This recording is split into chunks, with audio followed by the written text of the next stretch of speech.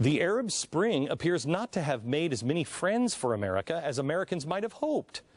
The very countries in which Washington helped facilitate popular-backed regime change last year, Egypt, Tunisia, Libya, and Yemen, are now seeing some of the greatest anti-West backlash. The young pro-democracy advocates who leapt to the fore in 2011, Washington now believes, have relatively little clout.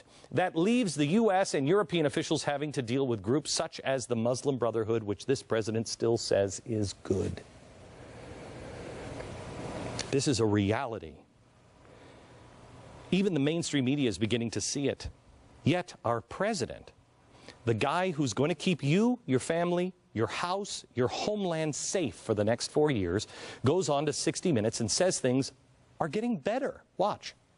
There will probably be some times where we bump up against some of these countries and have strong disagreements, but I do think that over the long term, we're more likely to get a Middle East and North Africa that is more peaceful, more prosperous, and more aligned with our interests.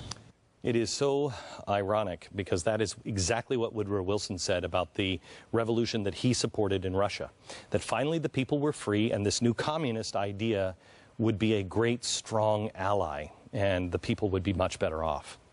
Were they? All I'll say here to this, besides pointing out the obvious violence flare-up all over the Middle East, is this.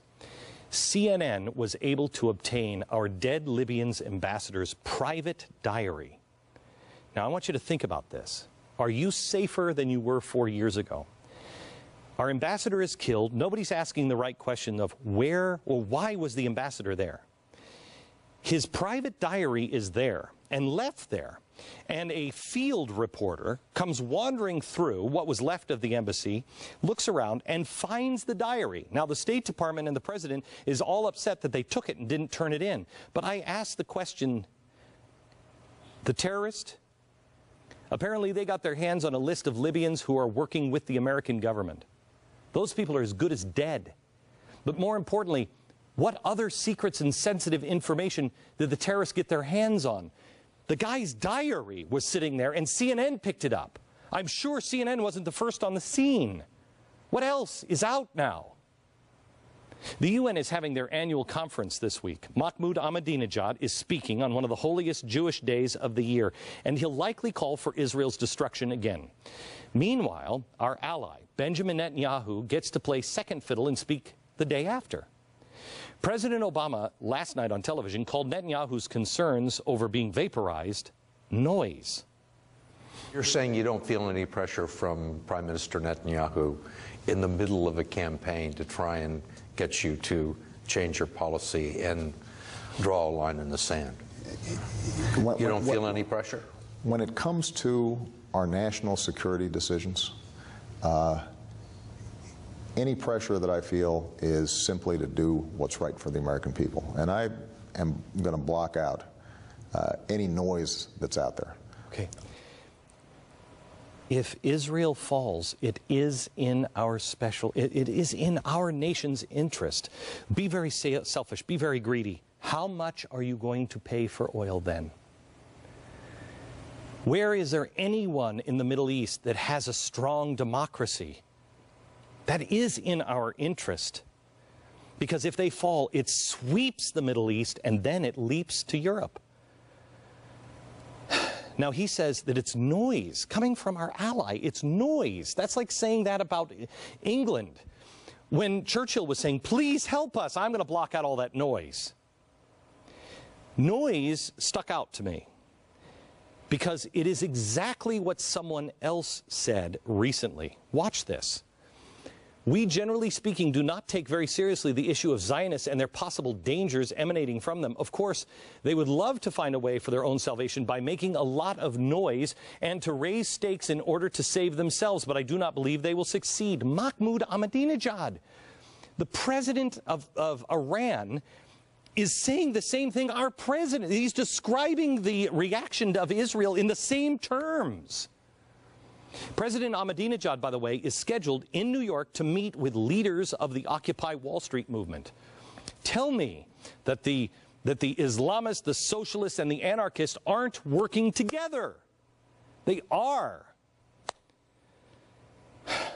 There is a lot of work that needs to be done.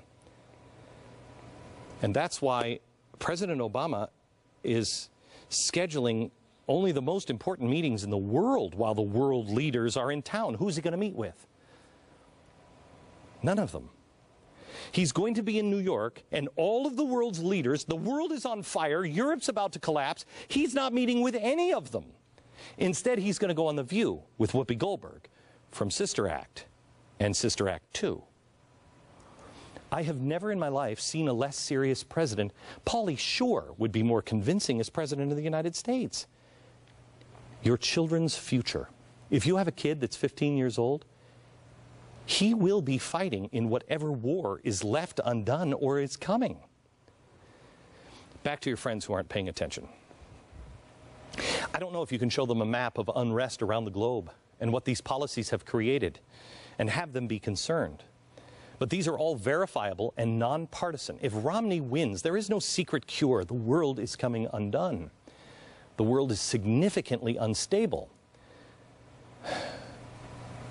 But do we continue down the path where you still think that the Arab Spring is a good thing, that the Muslim Brotherhood is a good thing?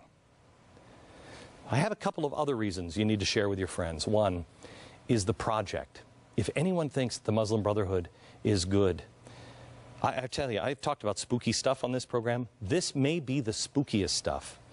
And it is terrifying because we are in the last phases of it, and we have known about it since 9/11. The last president knew about it, and this president knew about it. And they both made horrible mistakes. This one is about to spike the football. No one has told you about this. And the thing that I'm overwhelmed with, this is an 8-month project we've been working on. Once you have this key, the project, it is so unbelievably simple to know how to deal with the Muslim Brotherhood, the Middle East, and the rest of the world. It's so easy to see it and say, oh my gosh, we are in much more danger now.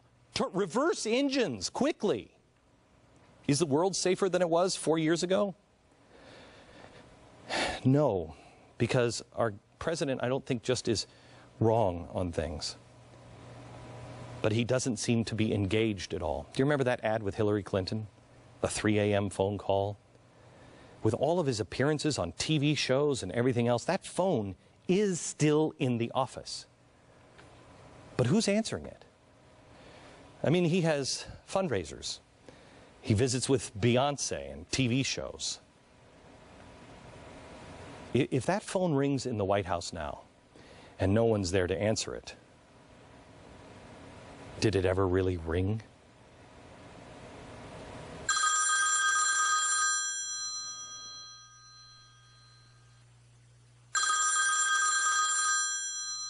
I'm going to spend some time here talking about something that I don't think anybody else in the media thinks you care about, and I think it's because they don't explain it right. It's Foxconn. These are the people that make our Apple products in China. The employees rioted last night. Some 2,000 people engaged in what Foxconn is calling an incident. This is real trouble because this is one thing that was on the bottom of the list of things to watch for. A year and a half ago, I warned you about this when Foxconn first rioted. China has to have their double-digit growth, and they are doomed. When you also know the facts on China, the fact that the Chinese just built a dam, the Three Gorges Dam, that is so big, so massive, that scientists say that we've slowed the planet's rotation down by a fraction of a second. That they are building, how many new coal plants a week? 2 new coal plants a week? That they are now the largest buyer of automobiles in the world over the United States. They're not slowing down. In fact, they have so much growth ahead of them, they're going to dwarf us quickly. And when you understand that they must have double-digit growth, otherwise they go into revolution, you begin to understand why I'm warning you now. You couple that with warnings like this. The New York Times is reporting that China is in a slowdown. Let me explain. This is what's happening in China. China is playing a shell game with their people. the communists are in charge, the people don't like them, and they're building all of these ghost cities. We look at these ghost cities and say, that's really cool. Why are they doing this? Well, they're doing it for the same reason that our president bailed out the banks and GM. The government is afraid of the people. They know if they don't give people stuff, they'll riot in the streets. I have a different view. I believe if you trust the American people and bring them in on the solution, they will stand together and will make it. But China is very different. China has communist leaders. The people don't like the government there. They tolerate it. We are moving in that direction to tolerating the government. This is a very bad thing for us. The Chinese have tolerated their government for a long time. They're used to it. But when the pressure builds, you've got to give them some concessions, or better yet, distractions. If they don't have that double-digit growth, they'll go to revolution and riot against their own government. The Chinese government knows the whole world is about to be flipped. And so they are the first now to do what the Nazis did in World War II and what the neo-Nazis are now doing in Greece. The neo-Nazi, the group, the Golden Dawn Party, now has 22% support. They're outsiders of the government. They were just elected to Parliament, and they have now been violently removing migrant vendors from street markets and organizing Greek-only blood donations and food handouts. Basically, they're targeting or marginalizing Jews, foreigners, especially Germans, anyone who isn't Greek. That's the trick. It always works. Push nationalism. We're all alike. It's them. Get it? Sell it. Become uber nationalists. If you can get your people to concentrate on and blame their troubles on some other enemy, they won't turn around and look at you in the government. The Arab world does this the best. I can't tell you in strong enough terms. What I have said is now here. The world is on the verge of what could be World War III. I pray that it's not inevitable. I hope that it's not. I don't know. But if it does happen, America and the world will be redesigned. It will be fundamentally transformed. Are you confident that the leader that you are about to vote for in the next 4 weeks sees America, the free market system, and our future the same way you do? Forget about he's a Marxist. Forget about you'd like to have a beer with him. Will he preserve and grow the America that you understand so your children will be free?